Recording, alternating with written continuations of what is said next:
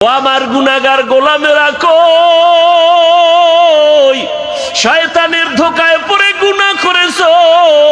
আমি আল্লাহ ক্ষমার দরজা খুইলা ডাকতেছি, আলা মিন মুস্তাগফিরিন ফাগফির আলাহ, আলা মিন মুস্তারজিকিন ফারজুকা। ও গুনাহগারেরা, গভীর রাত, এখন সব অন্ধকার, অন্ধকারে কেউ কাউকে দেখে না, উঠো। ও বান্দা, এখন গাছের পাখিরা পর্যন্ত ঘুমায়, ঘরের মানুষেরাও ঘুমায়, নদীর মাছগুলো ঘুমায়, দোকানগুলো বন্ধ, কোলাহল নাই, নীরবে তুমি একা একা একটু উঠো, ওইটা সুন্দর করে আস্তে করে ওযু বানাও। ও দোকানওয়ালারা, ও ব্যবসায়ী বাবারা, ওরে দোকানদারি কইরা রাত্র 2টা 2:30টায় বাসায় যাও, যাইয়া তুমি ফ্রেশ হইয়া ঘুমায় যাও। তুমি যদি একটু চিন্তা করতা, এই টাইমে তো আমার মালিক আসমানে হাজির হয়ে গেছে, আমাকে ডাকতেছে। কত মানুষ ঘুমাইয়া যায়, উঠতে পারে না, আর তুমি ঠিক টাইমেই যায় বাসায় ঢুকছো। তুমি কি পারলা না ওযু বানাইয়া 2 রাকাত নামাজ পড়া সিজদায় গিয়া যদি কান্না করে বলতা, ও দয়ার মালিক, হারানো গোলাম তোমার দরওয়াজায় হাজির, মেহেরবানি করে তুমি মাফ করে দাও। ইমাম সাহেব পরামর্শ দিয়ে দিল, বাবা ভোর রাত্রে আমার মাওলা বড় দয়ার নজর দিয়া তাকায়, আপনি গোপনে একা একা ওযু বানায় ঘরের কোনে একটু নামাজ পড়বেন, আর আমার মাওলার কাছে কান্না করবেন। চোখের পানি দেখলে মা বাবার মায়া সন্তানের দিকে বেড়ে যায়, ছাত্রের চোখে পানি দেখলে শিক্ষকের মায়া বেড়ে যায়, আসামির চোখে পানি দেখলে বিচারকের মায়া বেড়ে যায়। ওরে ওদের থেকে আমার আল্লাহর মায়া কি কম? আল্লাহ বলে, গোলাম তোর মা বাবার থেকে আমি মাওলার মায়া যে কত গুণ বেশি। সন্তানের কান্না দেখলে যদি মা বাবার অন্তরে মায়া হয়, ওরে ওই মা বাবাই তো তোরে বানায় না, এত সুন্দর চেহারাটা দিয়া বানাইছি আমি, তোর জবান দিয়া কথা বলার শক্তি দিয়েছি আমি, আরে তোরে খানার ব্যবস্থা করেছি আমি, ঘুমের ব্যবস্থা করেছি আমি। ওরে বান্দা, তুই আমার দেওয়া জবান দিয়া যদি একবার আল্লাহ বলিয়া মোহাব্বতে ডাক দাও, ওরে আমি মাওলার কুদরতি অন্তরে মায়ার জোশ, আমি আল্লাহ পাক রহমতের দরজা দিয়া তোরে ডাক দিয়া নিয়া বলবো, আয় আয় আয়। ওরে চোখের পানিটা যখন তুই ছেড়ে দিবি, আমি আল্লাহর মায়া কেন হবে না? 99 গুণ মায়া নিয়ে আমি তোর দিকে তাকাইয়া থাকি। কখন তুই জিহ্বা দিয়ে আমি আল্লাহকে মায়া করে একবার আল্লাহ বলে ডাক দিবি? ইমাম সাহেবের পরামর্শ নিয়া ওই জাহান্নামী গুনাহগার বান্দা রাতের গভীর, আজ রাতে আর ঘুমায় না, রাতের শেষ ভাগে আজকে মালিকের ডাকবে। ইমাম সাহেবের পরামর্শ নিয়া ওই আল্লাহর বান্দা রাতের বেলা যখন শেষ ভাগ চলিয়ে আসলো, অন্ধকারে রুমের পাশে একটা জায়গায় বসিয়া ওযু বানাইয়া জায়নামাজ বিছাইয়া সিজদায় পড়ে কান্না শুরু করলো, ও আল্লাহ আমারে মাফ করে দাও, আমাকে মাফ করে দাও, ইয়া রব্বি গফিরলি, ইয়া রব্বি গফিরলি, ইয়া রব্বি গফিরলি। এমন কান্না, এমন কান্না, ঘরের বাচ্চারা পর্যন্ত এক পর্যায়ে আওয়াজ বাড়তে বাড়তে সজাগ হয়ে গেছে। স্ত্রী ডাক দিয়ে কয়, ও স্বামী আমার, তুমি জীবনভর এত অন্যায় করছো, এখন কান্না করতেছো কেন? বলে, আল্লাহর কাছে ক্ষমা চাই। হঠাৎ করে গাইবি একটা আওয়াজ, এরে বান্দা তুই যতই কাঁদো তোর ক্ষমা নাই, ক্ষমা নাই, ক্ষমা নাই। ওরে তুই কান্না করে কি লাভ? এত বড় বড় অন্যায় তুই করছো। আওয়াজটা স্ত্রী পর্যন্ত কানে শুনছে। এবার আল্লাহর বান্দা কান্না বন্ধ করে না, আরো জোরে জোরে ফোফায় ফোফায় কান্না করে, আরো জোর লাগায় কাঁদে, আর বলে, ও দয়ার মালিক, গুনার কারণে ফিরাইয়া দিও না, ওরে আমার মতো গুনাহগার কেউ নাই, শয়তানের ধোকায় পড়ে গুনাহ করলাম, গুনার কারণে আমার হাত নাপাক, আমার চোখ নাপাক, আমার জিহ্বা নাপাক, আমার অন্তর নাপাক, আমার মতো জাহান্নামী কেউ নাই।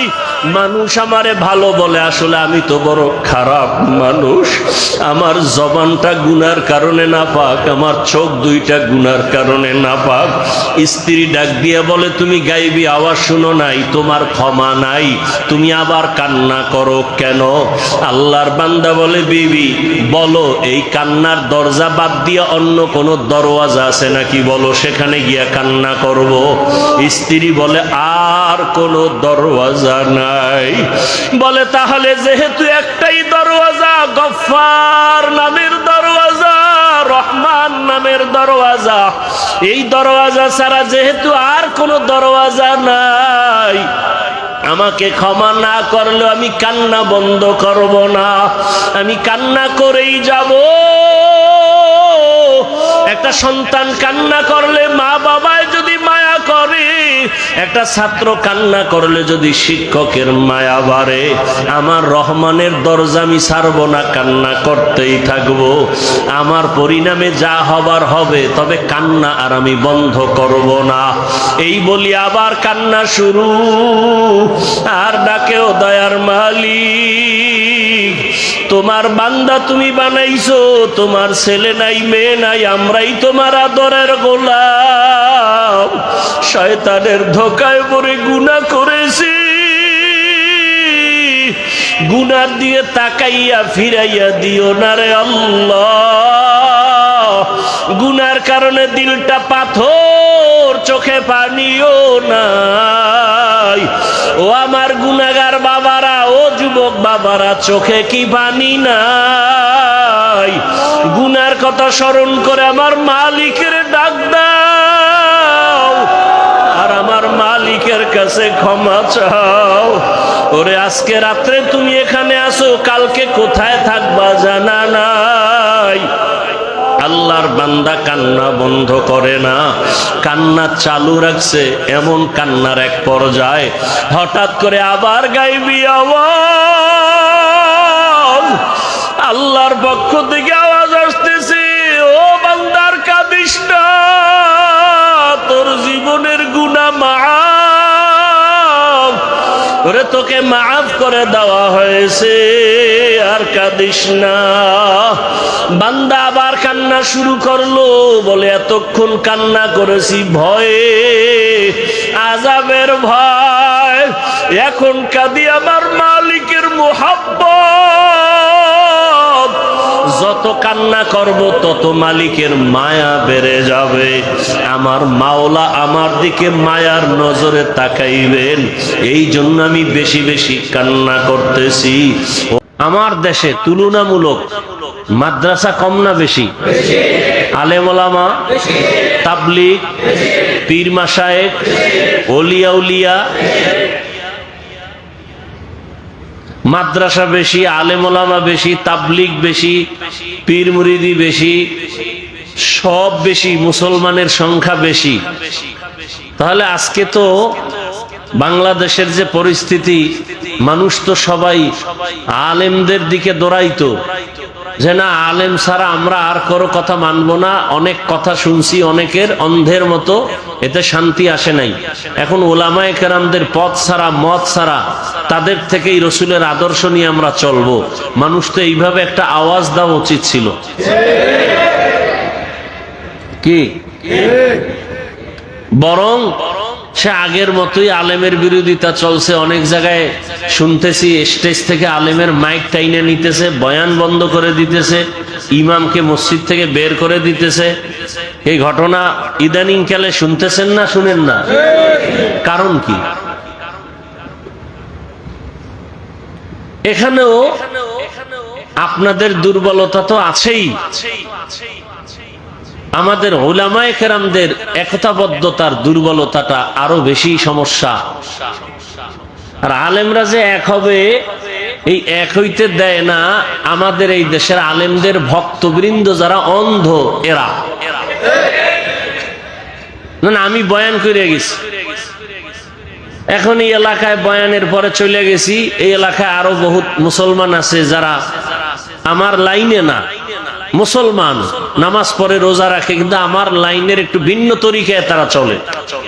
তাদের লাইনের হুজুর আসার পরে এরে শুনাইছে, হুজুর হাফিজুর রহমান সাহেব তো এই কথা বলে গেছে, এটা একটু কঠিন ভাবে আপনি আজকে সাইজ করতে হবে। হুজুরে তো আর আমারে টেলিফোন কইরা জিগায় না আপনি কইছেন নি, বা আমি কিভাবে বলছি, কোন নিয়তে বলছি, এটা তার হুজুরকে তারা বুঝাইতে পারে না, সে আবার আমার বিরুদ্ধে বলে গেল। এইভাবে দ্বন্দ্ব লাগায় রাখছে এই আলেম ওলামা হুজুরদের অন্ধ ভক্ত যেদি, এই মূর্খ ধর্মান্ধ এদের কারণে।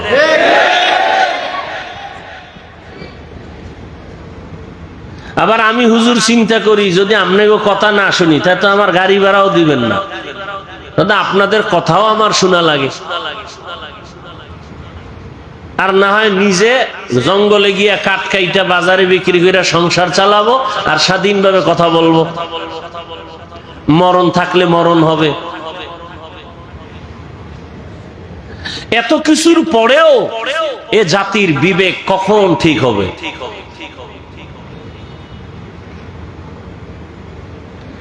আল্লাহ সব ভাইকে হেদায়াত দান করে। আমাদের মাঝে এই সব কিছুর মূল কারণটা কি? এখানে যারা আপনারা আসছেন, প্রচন্ড গরম, ওদিকে বৃষ্টি, সব মিলায়া এরপর আপনারা আগ্রহ করে আসছেন, সবাই মুসলমান, দ্বীনের মহব্বতেই আসছেন, কথা ঠিক না?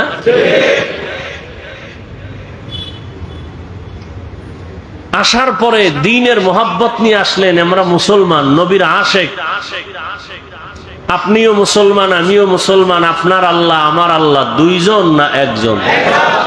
আপনাদের নবী আমার নবী এক না আলাদা? আপনাদের কোরআন আমার কোরআন, আপনাদের কাবা আমার কাবা, আপনাদের কালেমা আমার কালেমা, আপনাদের ধর্ম আমার ধর্ম। আপনি আমি দুনিয়াতে আসছি, সিস্টেম বিদায়বেলা কাফনের সংখ্যা হবে, পুরুষের 3 কাফন, মহিলাদের 5 কাফন, কালার হবে আলাদা। কালার হবে কি কি কালার?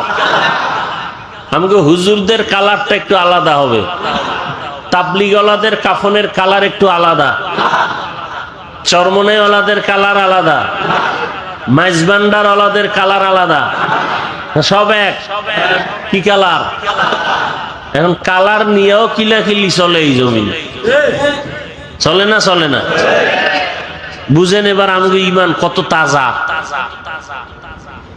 কালার নিয়েও দ্বন্দ্ব, দূরত্ব। কবরের সাইজ না চট্টগ্রামের কবর 1 বিঘাতে একটু বড় হয়, কবরে রাখার পরে প্রশ্ন কয়টা? সবার বেলায় প্রশ্ন একই সিস্টেম না আলাদা আলাদা? একই প্রশ্ন। রবের পরিচয় দাও, ধর্মের পরিচয় দাও, রহমতের নবীর। তুমি কোন দল করো, তুমি কোন পীরের মুরিদ, তুমি কয় টাকার মালিক, তুমি কত নাম্বার শিক্ষিত, এগুলি প্রশ্ন করা হবে?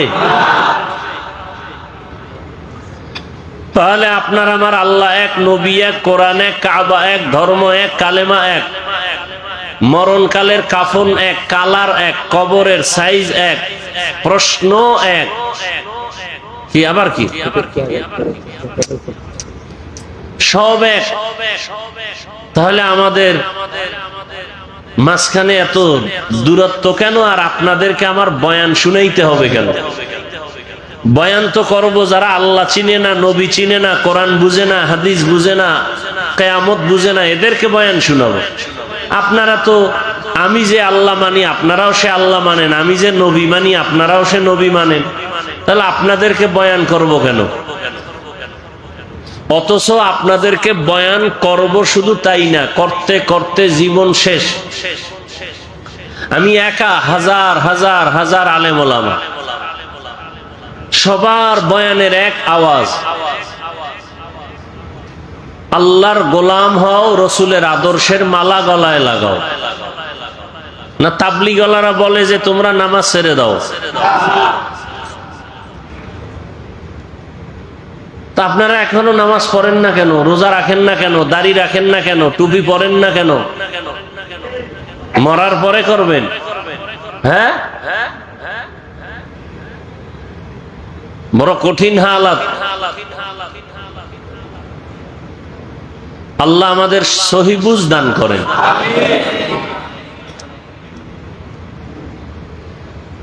হ্যাঁ, এই সব কিছু আমরা জানি। নামাজ পড়া ফরজ কয় ওয়াক্ত? এই কত ওয়াক্ত নামাজ? সপ্তাহে একদিন? তাহলে প্রতিদিন। মাঝে মাঝে নামাজ ছেড়ে দেওয়ার সুযোগ আছে তো? কি নামাজ ছাড়া যাবে? পড়েন না কেন? সবই আপনারা বলতেছেন, আবার আপনারাই নামাজ পড়েন না।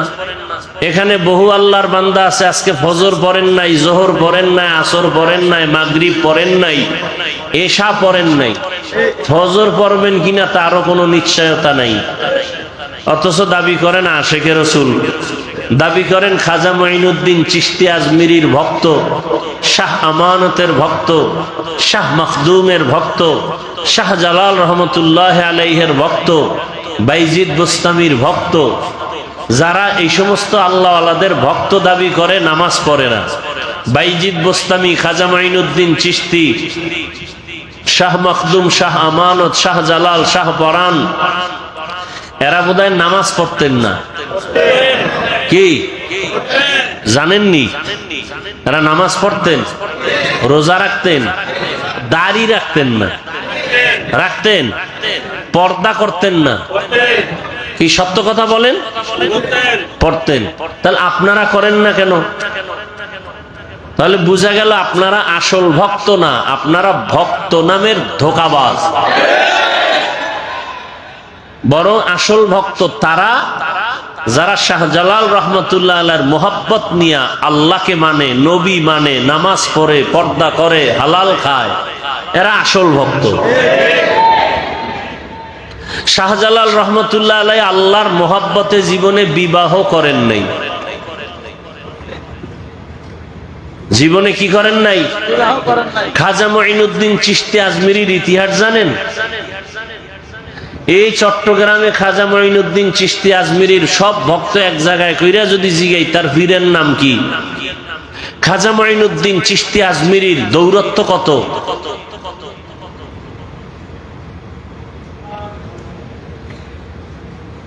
সবকিছু জানার পরেও নামাজ পড়েন না। জানেন মিথ্যা বলা হারাম, তারপরও মিথ্যা ছাড়েন না। এর একমাত্র কারণ দুনিয়ার লোভ। কিসের লোভ?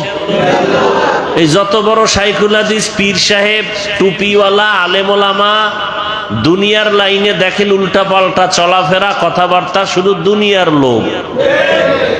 দুনিয়ার লোভ তিন প্রকার। কয় প্রকার? সম্মানের চেয়ারের লোভ, সম্পদের লোভ, যৌবনের লোভ। এই তিন লোভে পইরা, তিন লোভের কোন একটায় গ্রেফতার হইয়া সমস্ত মানুষ দুনিয়ার পেছনে দৌড়ায়, আল্লাহকে ভুলে গেছে, আখেরাত ভুলে গেছে, রসুল ভুলে গেছে। কয় লোভে পড়িয়া? তিন লোভ। আমি যদি আল্লাহকে মানি, নবী মানি, তো সম্মানের চেয়ার পাবো না। এই চেয়ার পাওয়ার লোভে অনেকে আল্লাহকে মাঝে মাঝে মানে, মাঝে মাঝে মানে না। নবীজির তরিকা মাঝে মাঝে মানে, মাঝে মাঝে ছেড়ে দেয়। কেন? চেয়ার ঠিক রাখার জন্য। আর একটা লোভ হলো টাকা পাওয়ার লোভ। যদি আমি রসুলের আদর্শ মতোই পরিপূর্ণ চলি, তাহলে আমার হাদিয়া, আমার টাকা পয়সা অর্জন হবে না। এই টাকা পাওয়ার আশায় করে অনেকে রসুলের আদর্শ মাঝে মাঝে মনের চাহিদা অনুযায়ী মানে, মাঝে মাঝে ছেড়ে দেয়। আর একটা হলো যৌবনের লোভ। এই ক্ষমতার লোভে পড়িয়া বহু আল্লাহর বান্দারা আল্লাহর থেকে দূরে, টাকার লোভে পড়িয়া বহু আল্লাহর বান্দা বান্দি আল্লাহর রাস্তা থেকে দূরে, যৌবনের লোভে পড়িয়া বহু আল্লাহর বান্দা বান্দি দুনিয়ার পেছনে পাগলের মতো দৌড়ায়।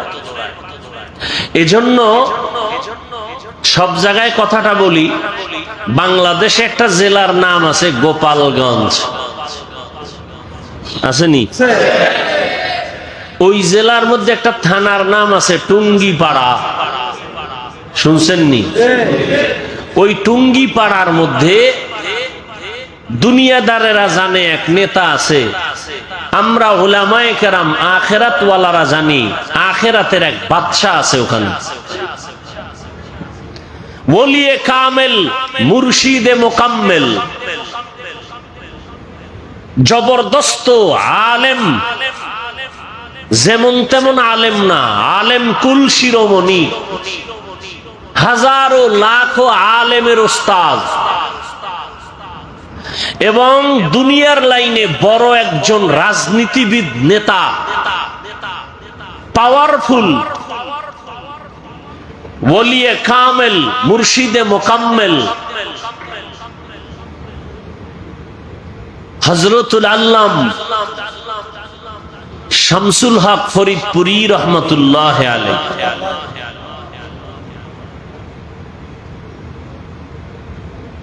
ঢাকাতে বড় কাটারা মাদ্রাসা, বিশাল বড় মাদ্রাসা, কামরাঙ্গীরচর মাদ্রাসা, লালবাগ মাদ্রাসা, ফরিদাবাদ মাদ্রাসা, সব তার হাতে গড়া। পাকিস্তান পিরিয়ডে ইংলিশের উপরে ডক্টরেট ডিগ্রি নেওয়া সেই শামসুল হক ফরিদপুরি রহমতুল্লাহ আলাইহি বাগের বাচ্চা ছিলেন, সুন্নতের উপর এতটা মজবুত ছিলেন, দুনিয়ার কোন দুনিয়াদারকে পরোয়া করতেন না। ওই সময় রাজনীতির কোন এক গোলটেবিল বৈঠকে আইয়ুব খানের পক্ষ থেকে একটা মিটিং ডাকা হয়েছিল। কোন এক পর্যায়ে তাকে কিছু নরম কিছু স্বার্থের কথা বলা হয়েছিল। শামসুল হক ফরিদপুরি তখন বলেছিলেন যে আইয়ুব খানের গোলামেরা টাকা দিয়া গরু কিনা যায়, শামসুল হক রে কিনা যায় না। তিনি বয়ানের এক পর্যায়ে অনেকগুলো কিতাব লিখেছেন। তিনি একটা বয়ানের মধ্যে বলে গেছেন, পৃথিবীতে যত মানুষ দেখো সব পাগল। সবাই কি? এমন একজন মানুষ নাই যে পাগল না। ডাক্তার পাগল, ইঞ্জিনিয়ার পাগল, প্রফেসর পাগল, হুজুর পাগল, রিক্সা ড্রাইভার পাগল, ক্ষমতায় যারা আছে পাগল, যারা নাই এরাও পাগল। এক কথায় দুনিয়াতে পাগল ছাড়া কোনো মানুষ নাই। কেউ নারীর পাগল, কেউ গাড়ির পাগল, কেউ ক্ষমতার পাগল, কেউ টাকার পাগল। কি আছে না নাই? দিন রাত নাই, পাগলের মতো দৌড়াচ্ছে। বিদেশ যায়, মা মারা গেছে বাদ দাও, বাপ মারা গেছে বাদ দাও, বিদেশের চাকরি ছাড়া যাবে না। কিসের পাগল? টাকার পাগল, ক্ষমতার পাগল। নামাজে দাঁড়াইয়াও ক্ষমতা, ঘুমের মধ্যে ক্ষমতা, ঘুমের থেকে উঠার পরে ক্ষমতা। যারা যেই জিনিসের পাগল তারা 24 ঘন্টা সেই জিনিস নিয়ে জিকির করে আর ফিকির করে। যে নারীর পাগল তার 24 ঘন্টা জিকির আর ফিকির, বলেন না কেন? যারা গাড়ির পাগল তারা 24 ঘন্টা জিকির আর ফিকির। যারা বাড়ির পাগল 24 ঘন্টা জিকির আর ফিকির। ঢাকাতে বাড়ি আছে এরপরও জিকির ফিকির, চট্টগ্রামে বাড়ি দরকার, আবার জিকির, কানাডায় করব, সিঙ্গাপুরে করব, কক্সবাজারে বাড়ি করব। এর কি কিসের পাগল?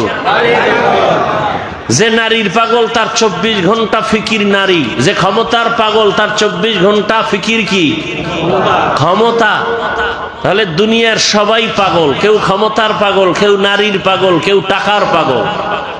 এই সব পাগলের মধ্যে একদল উত্তম পাগল আছে। এরা টাকার পাগল না, বাড়ির পাগল না, গাড়ির পাগল না, ক্ষমতার পাগল না, এরা আল্লাহকে পাওয়ার পাগল। কাকে পাওয়ার? যে ক্ষমতার পাগল সে কি চায়? ক্ষমতা। যে নারীর পাগল সে কি চায়? যে টাকার পাগল সে কি চায়? টাকার পাগল এমন হওয়া হইছে বাবার পকেট মারে, মায়ের মারে, এক পর্যায়ে টাকার জন্য মাকে মাইর দেয়, বাবারে জবাই করে। কিসের পাগল? ও কি চায়? টাকা চায়। বাপ সামনে বাধা, বাবারে মারো। আমার দরকার টাকা, মা বাধা হইছে, মাকে মেরে ফেলো। আমার দরকার টাকা, দোকানওয়ালাকে মেরে ফেলো। টাকার পাগল। নারীর পাগল যারা, এরা বলে মা ছাড়বো, বাপ ছাড়বো, আমার নারী ছাড়বো না। দুই রশিতে একজনার ফাঁসি। তাহলে যারা দুনিয়ার পাগল এগো চিন্তা ফিকির দুনিয়া দুনিয়া দুনিয়া, আর যারা আল্লাহর পাগল এরা কি চায়? এরা হাঁটতে চলতে সবসময় খালি কি ফিকির করে? অন্তরে ফিকির আল্লাহ, জবানে জিকির আল্লাহ, উঠতে বসতে শুধু আল্লাহকেই ডাকে। কাকে ডাকে? ইয়া ইলাহি মুঝসে মুঝকো दूर कर, ताके देखो मुझ में तुझको एक नजर, या इलाही तू मेरा माबूद है, या इलाही तू मेरा माशूक है, या इलाही तू मेरा सत्तार है, या इलाही तू मेरा गफ्फार है। আল্লাহকে পাওয়ার জন্য যেই বান্দা পাগল, যে পাগল হইছে কেন? কইটার মধ্যে মজা পাইছে। মা বাবায় বুঝায় তুই কোন মাইয়ার জন্য পাগল হইছ, তোরে সুন্দরী রূপসী বড় লোকের মাইয়া এনে দিব, বলে দরকার নেই আমার ফেতনি বালা, চেহারা ভালো না কামার এটাই ভালো। মা বাবায় যত বুঝায় সন্তান এই বুঝ মানতে চায় না, বলে আমি যেই মেয়েটার পিছনে পাগল হয়ে গেছি ওরে আমার দরকার, তোমারে দরকার নাই, বাবারে দরকার নাই, টাকা লাগবে না, ভিক্ষা করে খাবো, আমার চোখের দেখার পাগল নারীটারে আমার লাগবে। তোমরা যতই বলো কালো, তা আমার কাছে এটাই কি ভালো। এখন যত বুঝায় সে বুঝতে চায় না, সবাই বলে সে এখন মেয়ের জন্য পাগল হয়ে গেছে, ওর মাথা ঠিক নাই, ও এখন পাগল ভেসে চলতেছে, এখন ওরে সবাই ছেড়ে দাও, ওর পাগলামি নিয়ে ও আছে, ও ওখানে মজা পাইছে, ওই মজা ছাড়বে না। টাকার পেছনে যারা ঘুরে দৌড়ায়, হাজার বার বুঝানোর পরও বলে হারাম খাবি না, এরপরও হারামের ভিতরে মজা। কুকুরের যতই বুঝাও পায়খানা খাওয়া ভালো না, তোর জন্য ফ্যান আছে, ভাতের মার আছে, তোর জন্য খানা আছে আলাদা, বাথরুমে গিয়া পায়খানা খাইও না। কুকুরের যত বুঝাবে পায় না আমার ওটাই মজা বেশি। কথা ঠিক নেই? এরে নবীর উম্মত যারা আমার আল্লাহ পাকের আশিক, ওরা গবেষণা করতে করতে ফিকির করতে করতে চিন্তা করলো, আমার মা আমার বাবা আমার আসল কেউ না, একমাত্র আমার আসল কে? রিজিকের মালিক আমার আল্লাহ, হায়াতের মালিক আমার আল্লাহ, ইজ্জতের মালিক আমার আল্লাহ, আমাকে সুস্থ রাখার মালিক কে? আল্লাহ, সম্মান দেওয়ার মালিক আল্লাহ, ইজ্জত নেওয়ারও মালিক কে? চেয়ারে বসাইয়া দেয় কে? এই চেয়ার থেকে নামাইয়া দেয় কে? সব কিছুর মূলে আমার আল্লাহ। আমি যদি ঘুমায় যাই, ঘুম থেকে যদি না উঠি, আমার আল্লাহ যদি না উঠতে পারবো না, আমাকে ঘুম পাড়ায় দেন কে? আল্লাহ। ঘুম থেকে উঠার সুযোগ কে দেন? আল্লাহ। আল্লাহ যদি কয় না তোর এই শেষ ঘুম, আমার মা বাবায় জীবনে ঘুম থেকে সজাগ করতে আর পারবে না।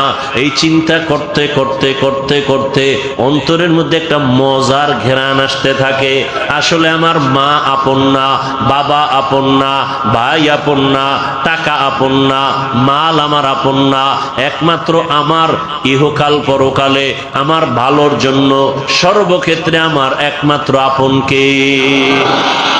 এই বুঝটা যখন এসে যায়, তখন দুনিয়ার সবাই যদি বলে নামাজ ছাড়িয়া দে, দাড়ি কেটে ফেল, ওই বান্দা বলে চাকরি ছাড়বো তারপরও দাড়ি কাটবো না।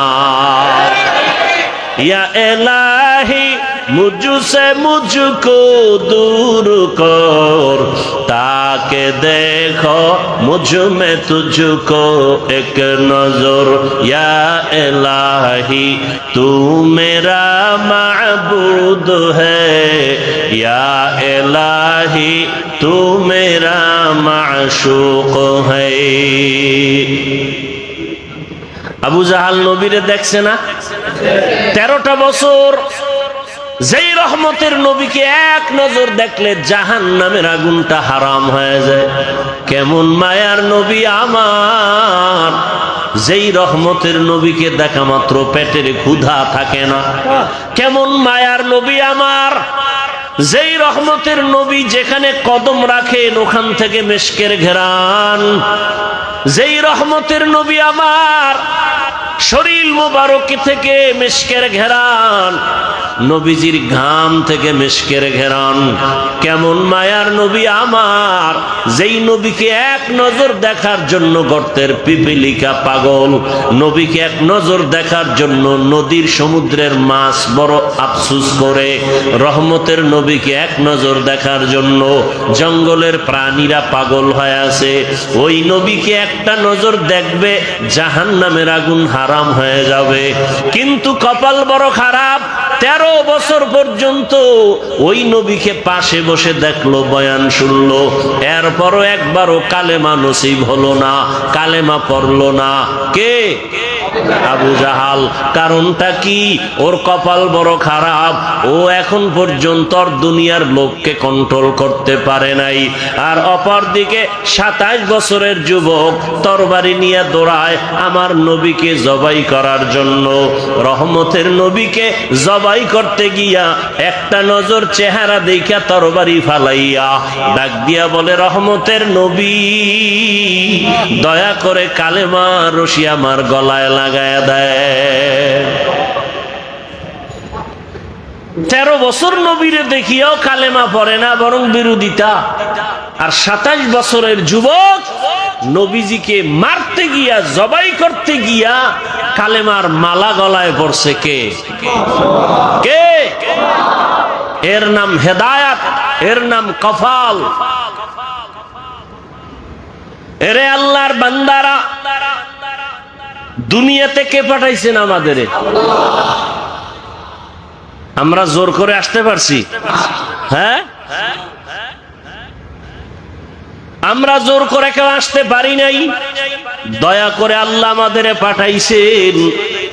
আল্লাহ যদি না পাঠাইতেন আসার কোনো সুযোগ ছিল না। আল্লাহ দয়া করে পাঠাইছেন। কেন? বলে আমার ইবাদত করার জন্য। তোমার কাজ একটা, শুধু আমার ইবাদত।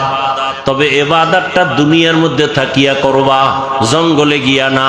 সংসারও করবা, ব্যবসা করবা, চাকরি করবা, এর মাঝে দিয়া জবান দিয়া আমার আল্লাহরে ডাকবা।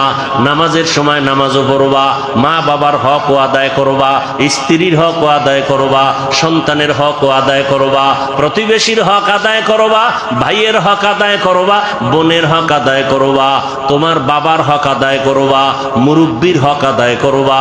এর মধ্য দিয়া তুমি আমার হকও আদায় করবা। সব ঠিক রাইখা যখন তুমি আমি আল্লাহকে আল্লাহ বলে ডাক দিবা, তোমার ওজনটা অনেক বেড়ে যাবে। আমি আল্লাহ দুনিয়ায় পাঠাইলাম, দুনিয়ার কাজের মাঝখান দিয়া আল্লাহর ইবাদত করবা, এই কাজের জন্য আমি পাঠাইলাম। দুনিয়া ছাড়া এই ইবাদত আর আলাদা জায়গায় করা যাবে না। দুনিয়াতেই দিলাম আমি ইবাদত করার জন্য। এখন ইবাদতটা করা মাত্র তুমি চলে আসো। তোমার থাকার জায়গা দুনিয়া না, তোমার ঘুমানোর জায়গা দুনিয়া না, আরামের জায়গা দুনিয়া না। আমি আল্লাহ তোমার চির শান্তির জন্য আরামের ঘর বানায় রাখছি, জান্নাত। বেহেশত আযাকে আযারে নবাসো, কাছে রাবা কাছে কারে নবাসো। আল্লাহ সতর্ক বাণী দিয়া বললেন, ইয়া আইয়ুহাল্লাযীনা আমানুত্তাকুল্লাহ, ও মুমিন আমি আল্লাহকে ভয় কর। ওয়াল তানজুর নাফসুম মা কদ্দামাত লিগাদিন ওয়াত্তাকুল্লাহ। সামনে তোমার একটা জীবন আছে, ওই জীবন তোমার আসল জীবন। দুনিয়ার জীবনের তোমার কোনো মূল্য নাই, 1 ঘন্টার গ্যারান্টি নাই, 1 সেকেন্ডের কোনো ভরসা নাই। ওরে আল্লাহর বান্দা, তোমার আসল জীবন হলো চক্ষু বন্ধ হওয়ার পরের জীবন। ওই জীবনটা তোমার আসল জীবন, ওই জীবন তোমার অনন্তকালের জন্য। সম্বল সঞ্চয় করছো কিনা ভালো করে নজর নাও। ওয়াত্তাকুল্লাহ, আমি আল্লাহকে ভয় করো। বারবার আল্লাহ ভয় করার কথা কেন বলেন? আল্লাহকে ভয় না করলে মানুষ অন্যায় থেকে দূরে থাকবে না। সন্তান মা বাবারে যদি ভয় না করে, ওই সন্তান মা বাবার সামনে অন্যায় থেকে ফিরবে না। ছাত্র যদি শিক্ষকের ভয় না করে, ওই ছাত্র অন্যায় থেকে ফিরবে না। বিচারকরে যদি আসামি ভয় না করে, ওই আসামি কখনো বিচারকের সামনে অন্যায় করার থেকে ফিরবে না। যেই মানুষ আমার আল্লাহকে ভয় করবে না, ওই মানুষ অন্যায় করা ছাড়বে না, বারবার অন্যায় করবে। আর যেই সন্তান মা বাবাকে ভয় করবে, ওই সন্তানটা গোপনে গোপনে দুই একটা অন্যায় করলেও মা বাবা আসলে অন্যায় থেকে ফিরে যাবে, আর গুনাহ করবে না। মা বাবার শাস্তির ভয়ে ছাত্র মাঝে মাঝে অন্যায় করে, শিক্ষকের বিচারের ভয় আর করে না। ঠিক এই বান্দা আমার আল্লাহর ভয় যখন অন্তরে আসবে, তখন জীবন দিবে, আল্লাহর বিরুদ্ধে কোনো কাজ করবে না। আর এই আল্লাহর ভয়টা অন্তরে জমা করার জন্য একমাত্র রাস্তা আল্লাহওয়ালাদের সোহবত। আল্লাহওয়ালা যারা, আল্লাহর ওলি, এদের নেক নজর, এদের দোয়া, এদের পরামর্শ। কারণ কিয়ামত পর্যন্ত আর এক সেকেন্ডের জন্য জমিনে নবীজি আসবেন? কালেমার দাওয়াত দিতে নবী আসবেন? চট্টগ্রামে নবীজি আইসা কালেমার দাওয়াত দিবেন? ঢাকাতে নবীজি আইসা কখনো কালেমার দাওয়াত দিবেন? নবী আর জীবনে দাওয়াত দিতে আসবেন না। সাহাবায়ে কেরাম আসবেননি? আসবেন না। এরপরে আইম্মায়ে কেরামরা আসবেননি? আসবেন না। বড় বড় বড় বড় আউলিয়ায়ে কেরামরা আসবেন? খাজা মঈনুদ্দিন আসবেন দাওয়াত দিতে? আর আসবেন না। কিয়ামত পর্যন্ত একমাত্র জান্নাতের পথ পাওয়ার ঠিকানা উলামায়ে আহলে হকের সোহবত। উলামায়ে আহলে হকের সোহবত। এই জন্য আল্লাহ বলেন বারবার আমাকে ভয় কর। আমাকে ভয় না করলে হাজারো বয়ান শুনবা, তোমার এই বয়ান অন্তরের মধ্যে যাবে না। কারণ তোমার অন্তরে আল্লাহর আযাবের কোনো ভয় নাই। ইন্নাল্লাহা খাবীরুম বিমা তা'মালুন। তুমি যা করো এই বিষয়ে অগ্রিম সবকিছু কে জানেন? আল্লাহকে ফাঁকি দেওয়া যাবে? ফাঁকি দেওয়া যাবে না। আল্লাহ বলে বান্দা আমাকে ভয় কর, গুনাহ থেকে দুনিয়ার মহাব্বত সারিয়া আখিরাতের লাইনে তুমি মজবুতি অর্জন করো, আখিরাতের বাজার ঠিক মতো করো। আখিরাতের বাজার হলো ইবাদত। আখিরাতের বাজার কি? ইবাদত মানে কি শুধু নামাজ? হাসি দিবেন ইবাদত, কান্না করবেন ইবাদত, মা বাবার সাথে কথা বলবেন ইবাদত, আপনি বিবাহ শাদী করবেন ইবাদত, চাকরি করবেন ইবাদত, ব্যবসা করবেন ইবাদত, লেখাপড়া করবেন ইবাদত। সব কিছু আল্লাহর মোহাব্বত নিয়ে করবেন, নবীর আদর্শ মেনে করবেন, ইবাদত হয়ে যাবে। বাথরুমে গিয়ে বসে থাকবেন, সেটাও আপনার ইবাদত হিসাবে পরিণত হবে যদি আল্লাহর মোহাব্বত, রসুলের আদর্শ অনুযায়ী বাথরুম করেন। আল্লাহর মোহাব্বত আর কার আদর্শ? আর কারো আদর্শ মানা যাবে না। সব আদর্শ ভেজাল। নির্ভেজাল আদর্শ মদিনার রসুলের। দুনিয়ার সব আদর্শ নাপাক। সব আদর্শ একমাত্র পাক আদর্শ কি?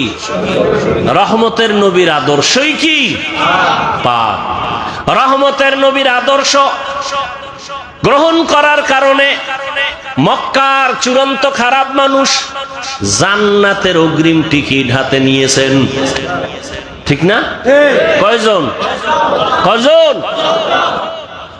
রসুলের আদর্শের কারণে আল্লাহ জান্নাতের টিকিট তাদের হাতে দিয়েছেন। তারা মরিয়াও অমর। এখনো তাদের নাম, যশ, খ্যাতি, এত সুনাম। সমস্ত সাহাবায়ে কেরামদের নাম শুনিয়া মানুষের দিলের মধ্যে মায়া লাগে। এমন এমন ঘটনা বললে মানুষ চোখের পানি ধরে রাখতে পারে না। কান্না কান্না। তাদের এত সুন্দর আমল, এত সুন্দর ইলম, এত সুন্দর নামাজ, এত সুন্দর তেলাওয়াত, এত সুন্দর তাকওয়া, এত সুন্দর ইখলাস, এরপরেও জান্নাতের টিকিটও হাতে রেডি। এরপরেও কান্না কান্না কান্না। সারা দিন সারা রাত শুধু কান্না। মালিকের দরবারে কেমনে দাঁড়াবো? হ্যাঁ, অন্ধকার কবরে কেমনে একা থাকবো? তাদের সম্মান কমছে? কমে নাই। আচ্ছা, আমাদের বর্তমান হালাত, সারা দুনিয়ার অবস্থা বড় খারাপ। এই খারাপের ভিতরে যাদের কাছে রসুলের আদর্শ আছে, এদের অবস্থা অনেক সম্মানের, অনেক শান্তির। এদের মতো শান্তিতে সম্মানে আর কেউ নাই। একজন আল্লাহর বান্দা টুপি পরে না, জামা পরে না, পাগড়ি পরে না, দাড়িটা রেখে দিস। এই ভাই তুমি পাগড়ি পরো না, দাড়িটার উপরে মজবুত কেন, দাড়ি ছাড়বো না। পাগড়ি মাঝে মাঝে পরলাম না, পরলাম নাই, দাড়ি ছাড়বো না কেন? আমি চিন্তা ভাবনা করে দেখলাম মরার পরে আমার সাথে রসুলের একটা আদর্শ যাবে, সেটা দাড়ি। মরার পরে কোন আদর্শটার সাথে যাবে? দাড়ি। জাহিরি ভাবে দেখা যাবে দাড়ি।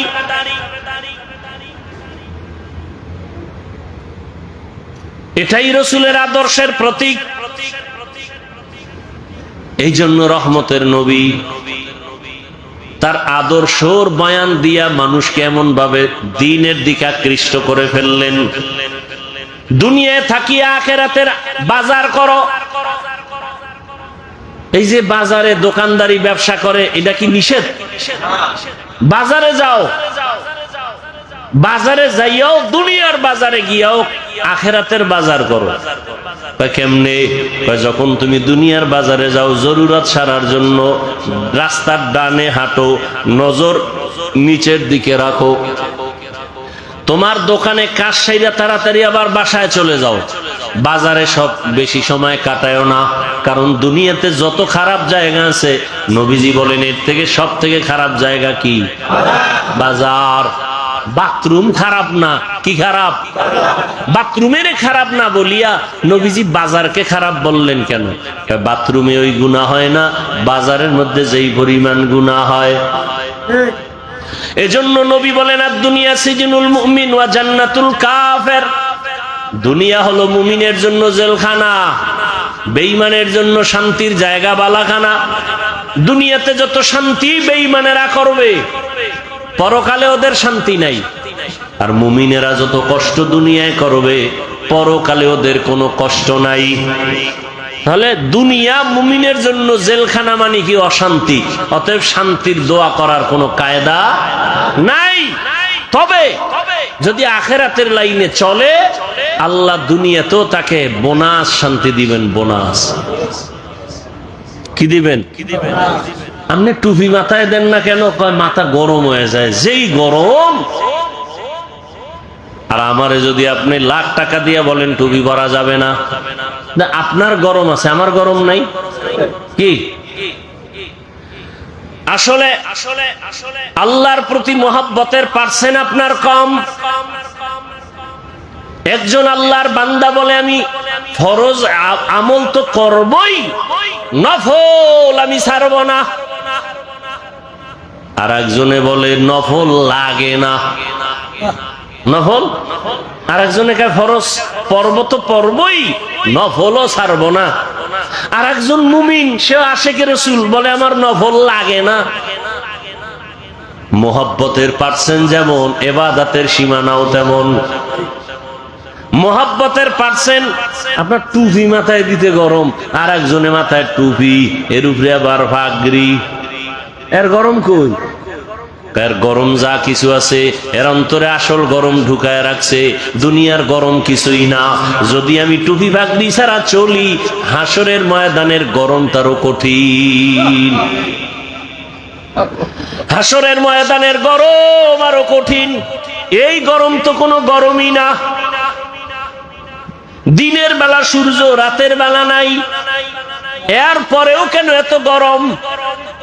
সূর্য তো দিনে আসিল, রাত্রে আছে নাই, এরপরও কেন এত গরম?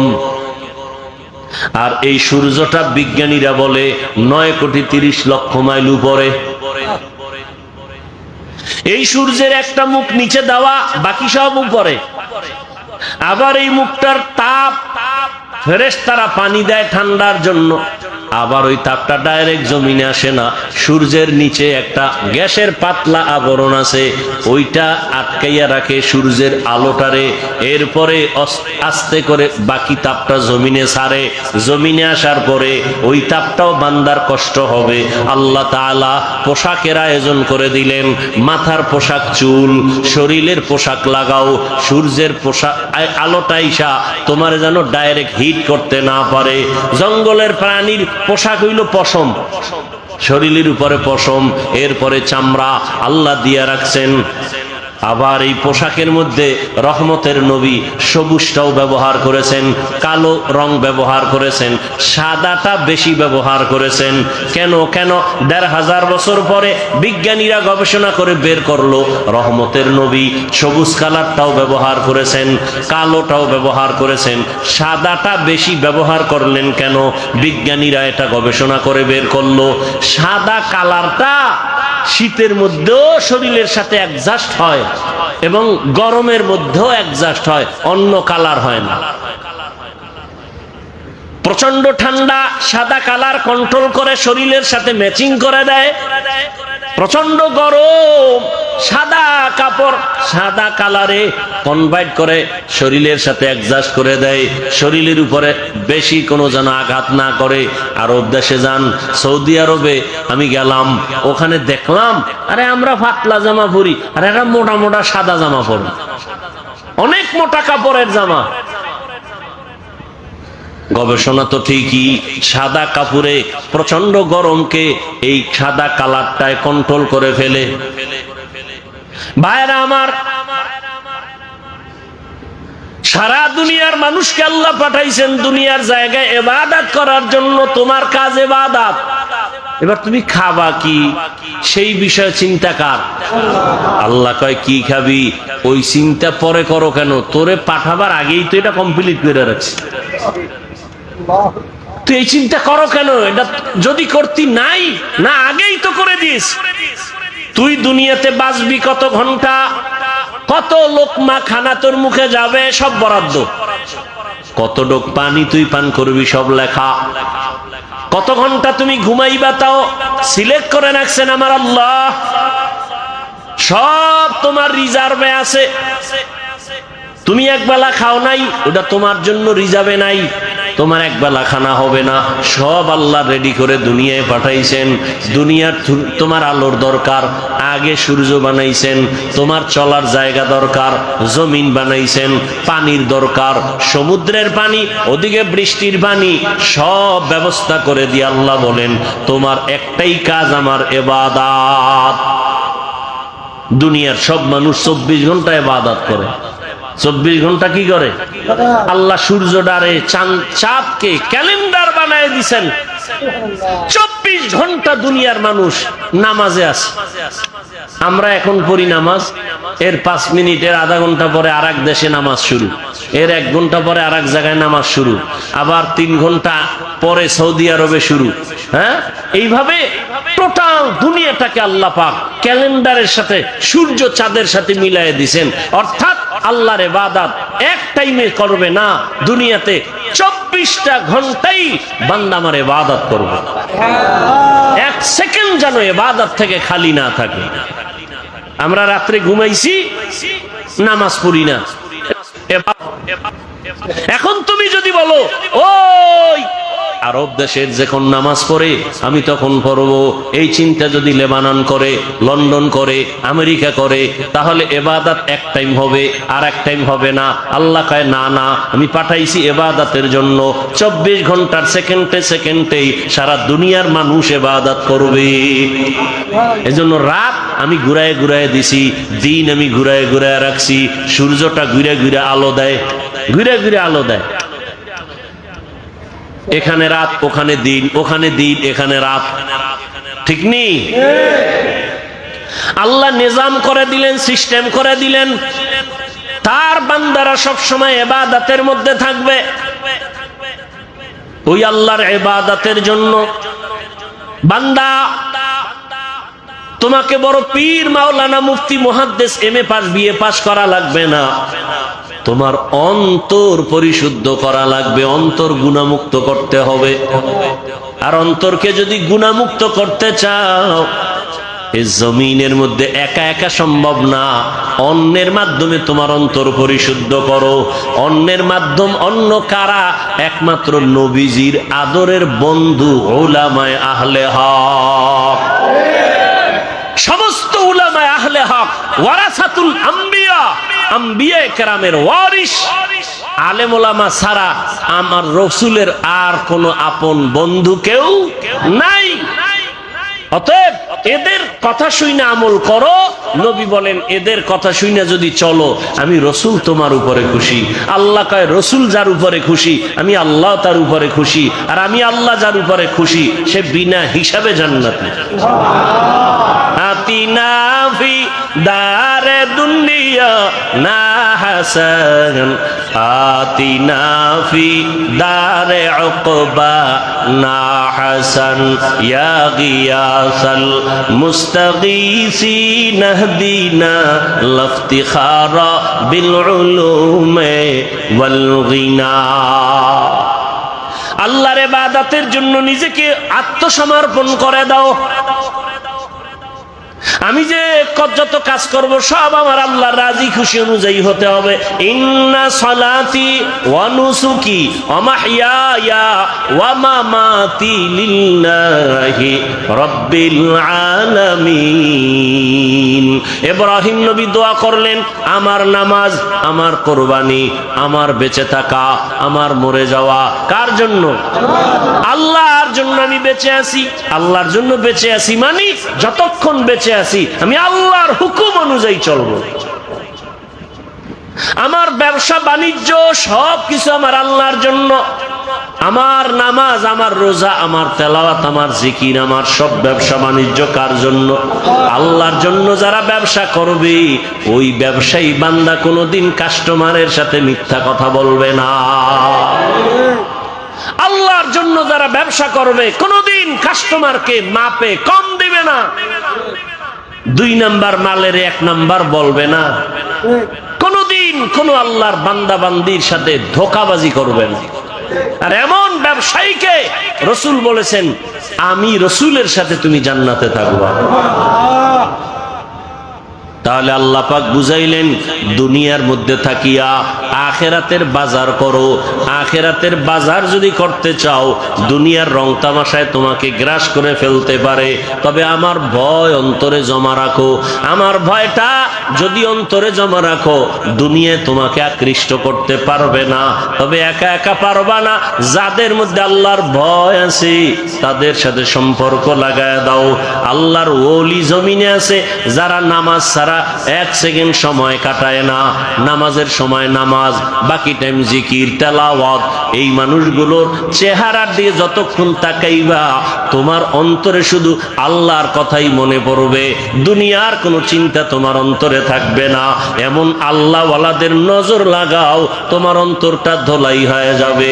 আল্লাহওয়ালাদের নজর যখন তোমার ভেতরে আসবে আল্লাহওয়ালাদের দোয়াও চলতে থাকবে। এক পর্যায়ে দেখবা এখন তোমার নামাজ ভালো লাগে না, তখন তোমার আজান হলে আর ব্যবসা ভালো লাগবে না। এখন তো আজান হয়ে গেছে, দোকানওয়ালা ভাই চলেন নামাজে, একটু পরে যাই, কাস্টমার বিদায় দিয়ে নেই। এখন বিদায় দিতে দিতে জামাত শেষ। এরকম হয় না? কিন্তু আল্লাহওয়ালাদের সাথে যাদের গভীর সম্পর্ক এদের অবস্থা দিন দিন শুধু পরিবর্তন হয়। এক পর্যায়ে দেখা যায় একটা সুন্দর করে সাইনবোর্ড বানায় লেখছে নামাজের বিরতি, দোকান বন্ধ।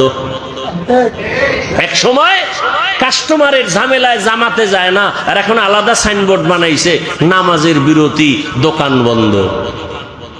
এটা আল্লাহওয়ালাদের সোহবতের মাধ্যমে সম্ভব, একা একা সম্ভব না।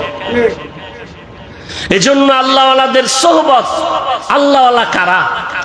বাংলাদেশে তো আল্লাহওয়ালাদের অভাব নাই, তবে সহজ কথা, যার কথা শুনলে, যার কাছে বসলে গুনাহ ছাড়া সহজ হয়, নেক আমল করা সহজ হয়, এমন আল্লাহওয়ালা আসল আল্লাহ।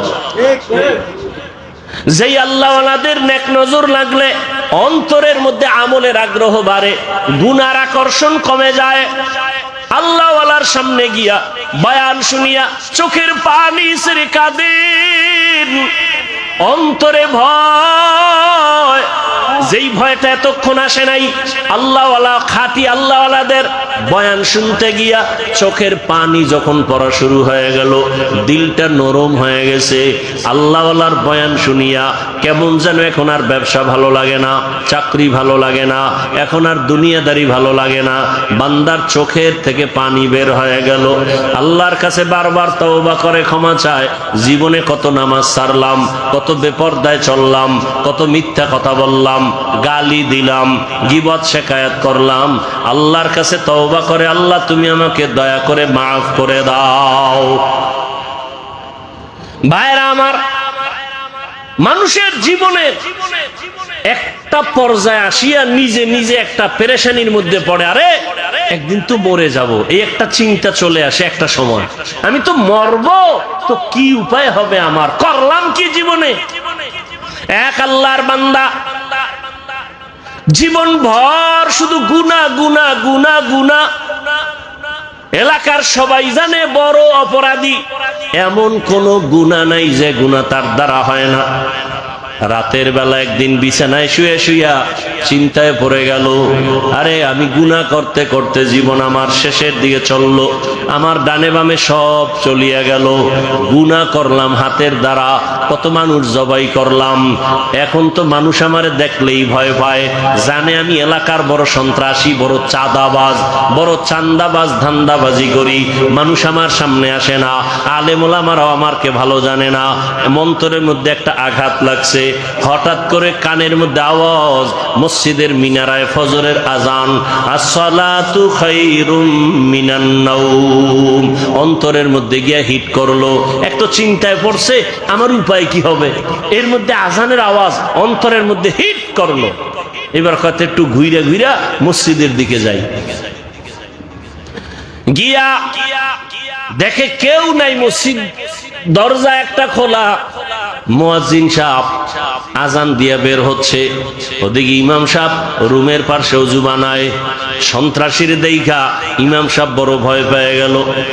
ওই লোকটা বলে, ভয় পাইও না হুজুর, আমি এখন উল্টা মন নিয়ে আসি না, আমার অন্তরটা বড় দুর্বল, আমার একদিন মরণ হবে, মালিকের কাছে আমি কেমনে কি নিয়ে দাঁড়াবো, কি জবাব দিব।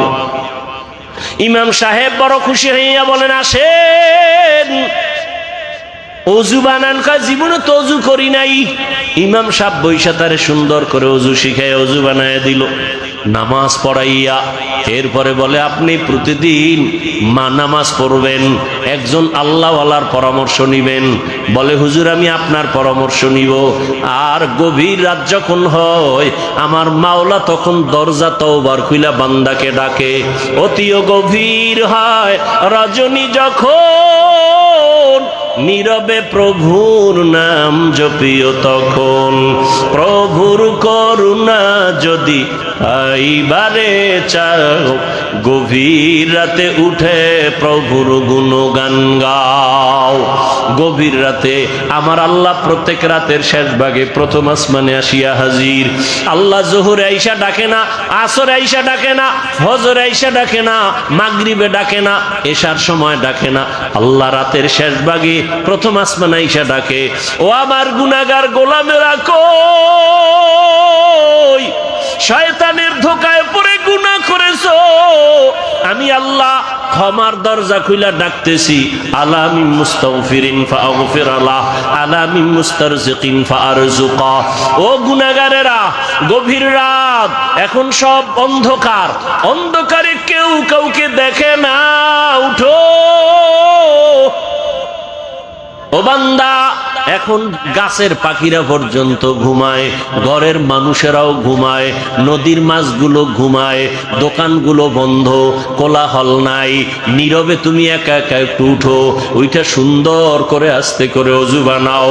ও দোকানওয়ালারা, ও ব্যবসায়ী বাবারা, ওরে দোকানদারি কইরা রাত্র 2টা 2:30টায় বাসায় যাও, যাও, যাইয়া তুমি ফ্রেশ হইয়া ঘুমায় যাও। তুমি যদি একটু চিন্তা করতা এই টাইমে তো আমার মালিক আসমানে হাজির হয়ে গেছে, আমাকে ডাকতেছে। কত মানুষ ঘুমাইয়া যায়, উঠতে পারে না, আর তুমি ঠিক টাইমেই যায় বাসায় ঢুকছো। তুমি কি পারলা না ওযু বানাইয়া 2 রাকাত নামাজ পড়া সিজদায় গিয়া যদি কান্না করে বলতা, ও দয়ার মালিক, হারানো গোলাম তোমার দরওয়াজায় হাজির, মেহেরবানি করে তুমি মাফ করে দাও।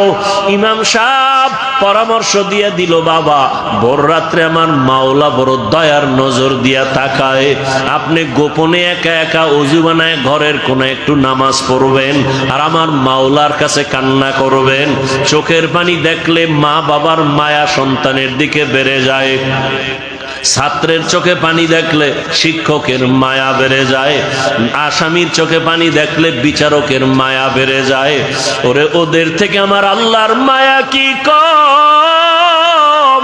আল্লাহ বলে, গোলাম তোর মা বাবার থেকে আমি মাওলার মায়া যে কত গুণ বেশি।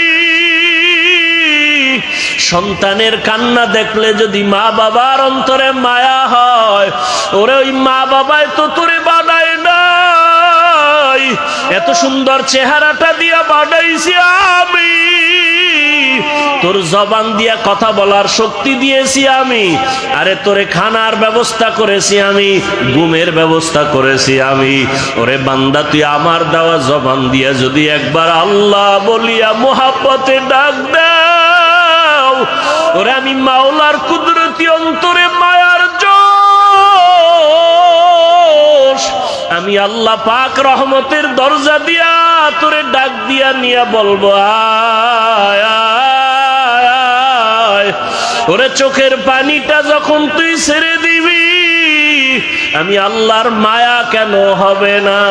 99 গুণ মায়া নিয়ে আমি তোর দিকে তাকাইয়া থাকি।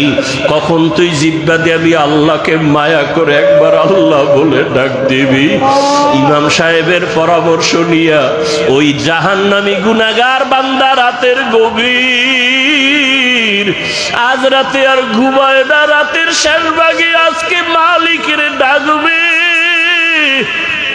ইমাম সাহেবের পরামর্শ নিয়া ওই আল্লাহর বান্দা রাতের বেলা যখন শেষ ভাগ চলিয়ে আসলো, অন্ধকারে রুমের পাশে একটা জায়গায় বসিয়া ওযু বানাইয়া জায়নামাজ বিছাইয়া সিজদায় পড়ে কান্না শুরু করলো, ও আল্লাহ আমারে মাফ করে দাও, আমাকে মাফ করে দাও, ইয়া রব্বি গফিরলি, ইয়া রব্বি গফিরলি, ইয়া রব্বি গফিরলি। এমন কান্না, এমন কান্না, ঘরের বাচ্চারা পর্যন্ত এক পর্যায়ে আওয়াজ বাড়তে বাড়তে সজাগ হয়ে গেছে। স্ত্রী ডাক দিয়ে কয়, ও স্বামী আমার, তুমি জীবনভর এত অন্যায় করছো, এখন কান্না করতেছো কেন? বলে, আল্লাহর কাছে ক্ষমা চাই। হঠাৎ করে গাইবি একটা আওয়াজ, এরে বান্দা তুই যতই কাঁদো তোর ক্ষমা নাই, ক্ষমা নাই, ক্ষমা নাই। ওরে তুই কান্না করে কি লাভ? এত বড় বড় অন্যায় তুই করছো। আওয়াজটা স্ত্রী পর্যন্ত কানে শুনছে। এবার আল্লাহর বান্দা কান্না বন্ধ করে না, আরো জোরে জোরে ফোফায় ফোফায় কান্না করে, আরো জোর লাগায় কাঁদে আর বলে, ও দয়ার মালিক, গুনার কারণে ফিরাইয়া দিও না, ওরে আমার মতো গুনাহগার কেউ নাই, শয়তানের ধোকায় পড়ে গুনাহ করলাম, গুনার কারণে আমার হাত না পাক, আমার চোখ না পাক, আমার জিহ্বা না পাক, আমার অন্তর না পাক, আমার মতো জাহান্নামী কেউ নাই। মানুষ আমারে ভালো বলে, আসলে আমি তো বড় খারাপ মানুষ, আমার জবানটা গুনার কারণে না পাক, আমার চোখ দুইটা গুনার কারণে না পাক। স্ত্রী ডাক দিয়ে বলে, তুমি গাইবি আওয়াজ শুনো নাই, তোমার ক্ষমা নাই, তুমি আবার কান্না করো কেন? আল্লাহর বান্দা বলে, বিবি বলো, এই কান্নার দরজা বাদ দিয়ে অন্য কোন দরওয়াজা আছে নাকি, বলো, সেখানে গিয়া কান্না করব। স্ত্রী বলে, আর কোন দরওয়াজা নাই। বলে, তাহলে যেহেতু একটাই দরওয়াজা, গফফার নামের দরওয়াজা, রহমান নামের দরওয়াজা, এই দরওয়াজা ছাড়া যেহেতু আর কোনো দরওয়াজা নাই, আমাকে ক্ষমা না করলেও আমি কান্না বন্ধ করব না, আমি কান্না করেই যাব। একটা সন্তান কান্না করলে মা বাবায় যদি মায়া করে, একটা ছাত্র কান্না করলে যদি শিক্ষকের মায়া বাড়ে, আমার রহমানের দরজা আমি ছাড়ব না, কান্না করতেই থাকব। আমার পরিণামে যা হবার হবে, তবে কান্না আর আমি বন্ধ করব না। এই বলি আবার কান্না শুরু, আর ডাকেও দয়ার মালিক, তোমার বান্দা তুমি বানাইছো, তোমার ছেলে নাই মেয়ে নাই, আমরাই তোমার আদরের গোলাম। শয়তানের ধোঁকায় পড়ে গুনাহ করেছি, গুনার দিয়ে তাকাইয়া ফিরাইয়া দিও না রে আল্লাহ। গুনার কারণে দিলটা পাথর, চোখে পানিও নাই। ও আমার গুনাহগার বাবারা, ও যুবক বাবারা, চোখে কি পানি নাই? গুনার কথা স্মরণ করে আমার মালিকের ডাক দাও, আর আমার মালিকের কাছে ক্ষমা চাও। ওরে আজকে রাত্রে তুমি এখানে আসো, কালকে কোথায় থাকবা জানা নাই। আল্লাহর বান্দা কান্না বন্ধ করে না, কান্না চালু রাখছে। এমন কান্নার এক পর্যায়ে হঠাৎ করে আবার গাইবি আওয়াজ, আল্লাহর পক্ষ থেকে আওয়াজ আসতেছে, ও বান্দার কাঁদিস না, তোর জীবনের গুনাহ মাফ, ওরে তোকে মাফ করে দেওয়া হয়েছে, আর কাঁদিস না। বান্দা আবার কান্না শুরু করলো, বলে এতক্ষণ কান্না করেছি ভয়ে, আযাবের ভয়, এখন কাঁদি আমার মালিকের মুহাব্বত। যত কান্না করব তত মালিকের মায়া বেড়ে যাবে, আমার মাওলা আমার দিকে মায়ার নজরে তাকাইবেন। এই জন্য আমি বেশি বেশি কান্না করতেছি।